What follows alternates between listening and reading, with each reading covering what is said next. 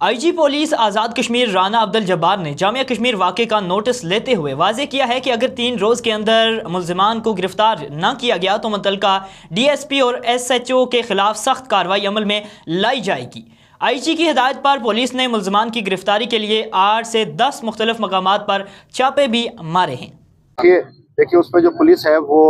मुसलसल अपना काम कर रही है और कम से कम कोई 8 या 10 जगह पे रेड्स वो कर चुकी है। उनके जितने भी ठिकानों का पता था और उस पर भी रेड कर चुके हैं, लेकिन हमने ये डायरेक्शन अभी कल ही मैंने दी है कि अगले 3 या 4 दिन में वो गिरफ्तार नहीं होता तो मुतल्लिका DSP और SHO वो उनके खिलाफ सख्त कार्रवाई होगी और वो सस्पेंशन तक बात जाएगी। बाकी जहाँ तक जामिया के बंद होने का ताल्लुक है उसमें सिर्फ ये मामला नहीं है, उसमें जो स्टूडेंट्स हैं उनके कुछ मुतालबात हैं अपनी इंतज़ामिया से, उसमें उनके मुज़ाकरात चल रहे हैं और हमारे जो DC साहब हैं और जो कमिश्नर साहब हैं उसमें इंगेज्ड हैं। होपफुली अगले 1 हफ्ते में ये सारी की सारी चीज़ें रिजॉल्व हो जाएंगी।